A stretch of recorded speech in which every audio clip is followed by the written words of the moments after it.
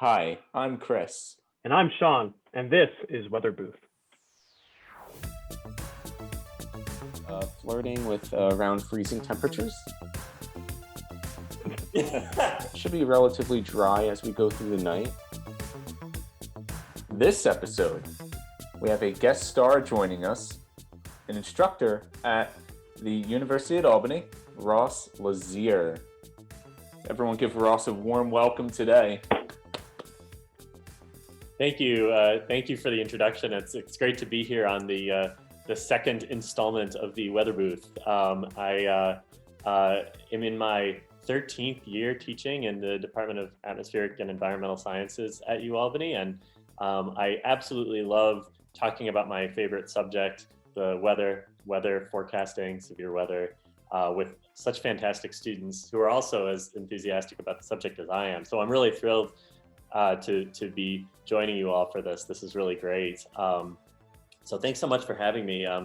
I originally am from Minnesota, and I always think that that's kind of where I got my enthusiasm and excitement for the weather. From tornadoes and, running to the basement in the middle of the night in the middle of the summer with tornado sirens blasting, and then in the winter getting wind chills down to -60. It's a pretty crazy place to grow up. So people who complain about Albany extreme weather, they just don't know what extreme weather is really about. I'm gonna kind of lead off with a weather discussion, just kind of going to look at the next 7 days or so of weather, and obviously feel free to jump in and point some stuff out here too. This is a look, kind of a really pretty picture look at the United States from afar. We're on a satellite that's rotating along with the surface of the Earth, always fixed on a certain point, about 36,000 kilometers above the surface of the Earth. So this is a really neat way of looking at weather systems.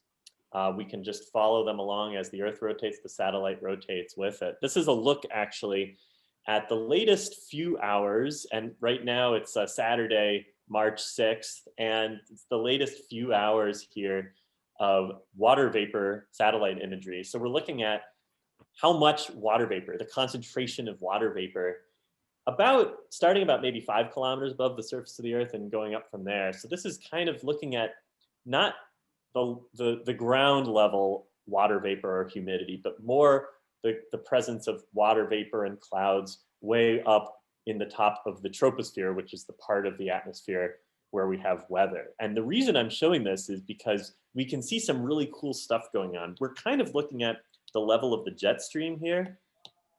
And what we kind of see, if we follow sort of the movement of these areas of water vapor, we can see this kind of pattern that looks sort of like this, sort of this big squiggly line or big wave set across the country. And you see that the water vapor, concentrations of water vapor are sort of following that path. The green region here being especially high concentrations of water vapor.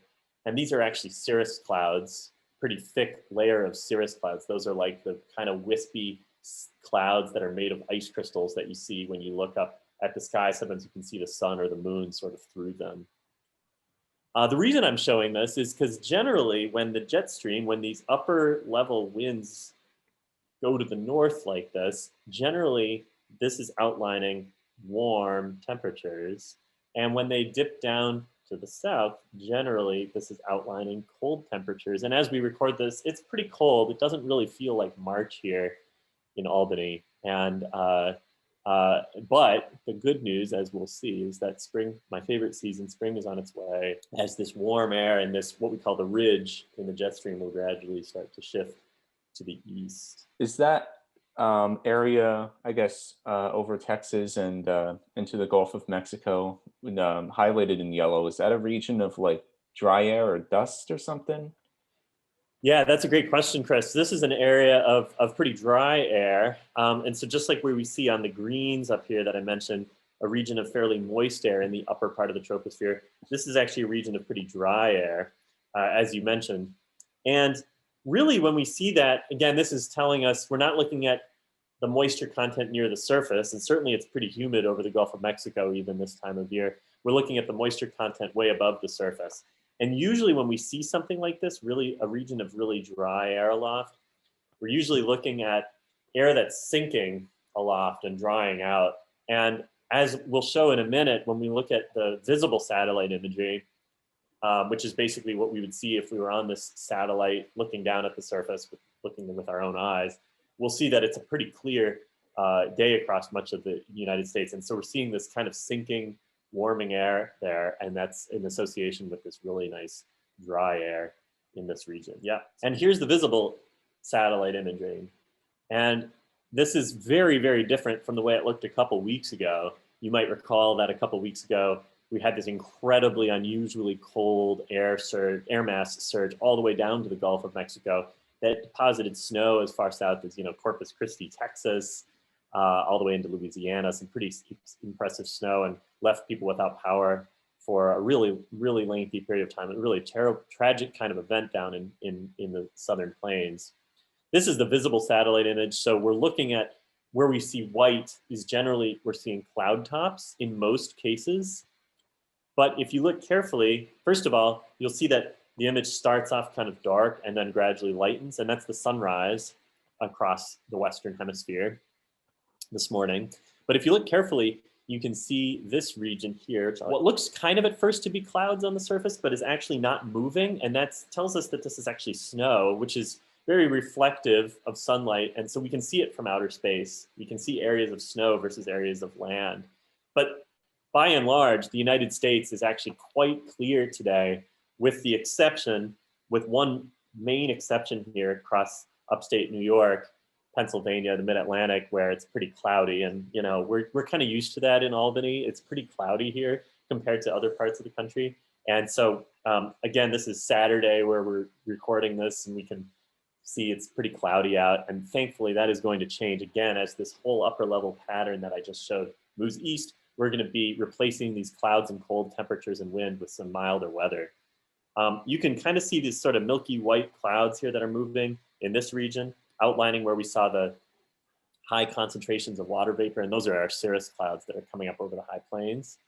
And then other than that, it is absolutely beautiful here across most of the country, very spring-like, and we will get into that too. So this is a look at the surface temperatures, and we're actually looking at Friday, March 5th in the evening. And the reason I'm doing this is because I want to generally show what the temperatures look like beneath these patterns that we were just looking at in the satellite imagery. And so overall, we can see that we have warm temperatures across the west and the Rockies and the high plains. And overall, we have cold temperatures across the east, where we have the bluer colors here and the greens. We've got colder temperatures.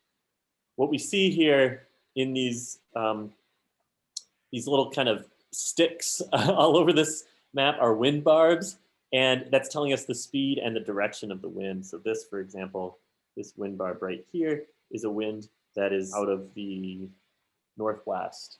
Meteorologists get used to looking at these things all the time, but that's how we look at wind speed and direction on a weather map. Overall, we're looking at in New York this weekend here, we're looking at this kind of cold northwesterly flow out of Canada. Canada's cold, wind is coming out of Canada, thereby it is cold in New York. But the warm weather we see out in the west is sitting directly beneath that ridge in the jet stream, where the jet stream went way up to the north and back down. We see warm temperatures. We see little pockets of colder temperatures in here, and that's just because the terrain gets really high over the Intermountain West. And so the reason we see this little pocket of cold temperatures is the cold surface because it's elevated. So we have to kind of remember our geography when we look at maps like this. Let's now add a little bit of a layer of complexity here. We're going to go into the forecast, but we zoomed out a little bit, and so we're looking at North America. This is Alaska. I'm just going to outline North America's geography here because it can be a little hard to see this map. So we're really far zoomed out here, and what we're looking at are the winds at about 9 kilometers above the surface of the Earth, about 5 miles or so above the surface of the Earth. And the stronger winds are the purples, and the direction of the winds is generally west to east, like this, across the Pacific, across Canada, and then across the Atlantic. That's sort of the direction of the winds here, from west to east. This is overnight Friday night, March 5th into March 6th. I'm going to go into the forecast a little bit over the week, the upcoming week. But remember that when we looked at that upper level satellite image, we saw this big rise and fall of those winds. The water vapor imagery showed this, the air stream going way up north into Canada. And that's outlining that ridge in the jet stream and warm temperatures. Following that, we have this trough and cold temperatures. And so there's a nice W for warm and a C for cold. So watch, spring comes towards us this week. I'm going to clear this. So I'm going to go forward now every 6 hours into the forecast, and I'll kind of say what we're looking at. This is now Saturday night, and you can see that we're still under the influence of this big, deep trough in the jet, so continued cold weekend here. But you can see that ridge is saying, oh no, I'm going to warm up the East Coast, don't worry. And actually, the ridge moves east, but then it gets reinforced to the west a little bit. And now you can see by Monday afternoon, that trough in the jet is starting to move off to the east. That's dip in the jet stream is moving to the east. And so we're replacing that with this nice big ridge. And so now we're getting Tuesday afternoon, and here's Wednesday afternoon. And you'll see a very, very different look to the jet stream by Wednesday morning. This is, I can go one more. This is Wednesday at 1 o'clock in the afternoons. It tells us we have warm air in the east, cold air in the west. And so yes, we are going to get in on some beautiful spring-like weather. It is going to be a real shock to the system because it's been fairly cold lately, and it's going to happen very fast. And the great news is that sometimes here in the Northeast, when we get warmer temperatures, we often get a lot of clouds and precip along with it in March. So this time we're actually going to get some pretty good clear skies, maybe some cirrus clouds in there, but overall some mild temperatures and dry weather until the end of the week, and then chances for rain come through and we'll cool off into the weekend. I really need the warmth. It's been way too cold here. Yeah, I know. I really get sick of it at this time of year.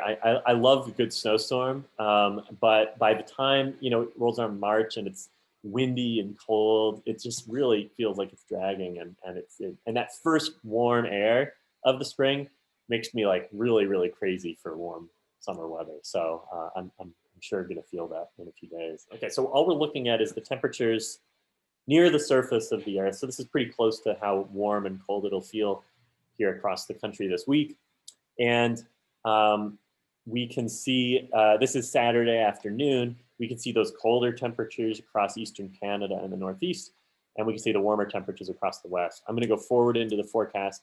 You're going to see these colder temperatures stick around through the weekend here in the Northeast, and then gradually as we get in towards next week, you can see these warmer temperatures gradually shifting eastward. Here's Wednesday afternoon, here's Thursday afternoon, and you can kind of see our little wind barbs here. We have these southwesterly winds coming up from the Gulf of Mexico, bringing some increased moisture as well. And so it'll actually have a little bit of humidity in the air. It's going to feel really, really different. This is Thursday evening, and as we get into Friday, you do see we do see a shift in the wind. Now the winds across New York are more out of the northwest, and so that's the passage of a cold front, which will usher in cooler temperatures for the weekend, but it certainly won't be as cold as it has been. But the spring feel to the air will be fleeting here. It's not going to last very long. Taking a look at the official forecast from the National Weather Service for Albany, this is, again, on Saturday, we're looking at pretty chilly temperatures, highs in the 20s, overnight lows in the low teens, but really nice sunshine. The March sun is pretty strong. The sun angle right now in early March is the same sun angle we actually have in early October. So it's a pretty strong sun, feel more like a September sun. And you'll see that Monday we have highs in the 30s, Tuesday we have highs in the 50s, and then Wednesday the official forecast is sunny with high of 61. That's going to just feel amazing. Thursday, it says a chance of rain. I think that the rain, at this point, I think it might be not a whole lot, but clouds might increase. But I could see Wednesday and Thursday I think 61 might even be a little conservative. I could see either one or both of those days approaching 70 here. So that's going to really feel pretty amazing. I'm really, really looking forward to that. That sounds awesome. Ross, I think one special trick of yours is your ability to convert Celsius temperatures into Fahrenheit. And I've never met anyone in my life who could do it like you. Well, So thanks. I can only do it with a limited range of temperatures. The temperatures that I'm familiar with. If you were to give me like a some crazy temperature, it would be harder. But yeah, it just comes with having looked at lots and lots of weather data over the years. I could put you on the spot right now. Go for it. Oh, let's go with 26 degrees Celsius. 26 Celsius is 79 Fahrenheit. Oh, Yeah, it could either, depending on the rounding, it could actually be 70. It's between 78 and 79 Fahrenheit. oh goodness. Good weather. I can never do that. So that's about what I've got for a look at the upcoming week's weather, unless you have any other questions or comments for me. That's pretty awesome. Are we looking at how cold are we I know it's pretty far into the forecast. For next weekend, are we looking into like highs in the 30s again, or the 20s? Yeah, it's a good question. I haven't looked at that too much because as we get farther out into the forecast, it's a little bit. We can kind of get a sense that it's probably going to turn colder, but it gets a little bit tough to discern how cold we're going to get. That gets into the details a little bit, which models have a tough time with at a range of about 7-day forecast. So, it's a pretty decent cold front that comes through. And then one issue is that we may be if we're on the north side of this cold air, of the boundary here between warm and cold air, often that is a region of clouds and precipitation. You can see all this warm, moist air coming out of the Gulf of Mexico. That air has to go somewhere as it rises over the cold air, and it can create clouds and precip. So that could keep us a little bit colder too. It's not really a very cold air mass, but I would imagine that, highs in the 30s would be a good bet. I don't think it's not like a case of highs in the 20s, probably dipping back down into highs in the 30s as we go into next weekend. The Weather Service doesn't quite go out that far, but based just on this model, and again, that's also a little dangerous to just look at one model. I would say that seems like a reasonable bet. Nothing substantially cold, but certainly not the spring weather that we're going to have this week, nor will it be as cold as it has been the past few days here. Nice. That's a pretty exciting forecast coming up. Actually, I'm excited. I agree. Totally. I can't wait until midweek. We went through what was it? There was a 40 something day span where we were under 40 degrees in Albany, and I don't know how long it's been since that happened. I saw that as well. Yeah, we haven't, often in Albany we'll get this one random day in January, let's say, where it'll suddenly be 50 degrees or something, really briefly, and we just didn't have that at all this winter. So that's why this is going to feel like a real shock to the system, because we haven't really had a little bit of a surge of warmer temperatures. We were in the 40s the previous weekend a little bit, but low 40s with clouds. It wasn't really warm. And this is going to feel really good.